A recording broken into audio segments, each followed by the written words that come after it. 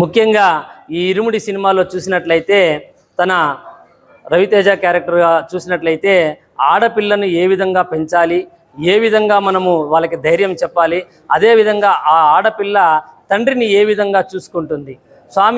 అయ్యప్ప స్వామి దీక్ష చేయాలని ఆ ఆడపిల్ల చెప్పడము, ఆ రవితేజ ఉన్నటువంటి క్యారెక్టర్లో చెడు అలవాట్లతో బానిసై ఉన్నా కానీ ఆ పాప తన మాటలతో ఆయన్ని మార్చుతుంది.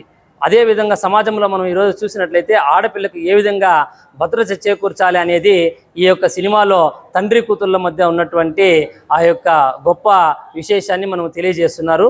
అదేవిధంగా దీన్ని మనం చూసి చైతన్యపరులవ్వాలని కోరుకుంటున్నాం. స్వామియే.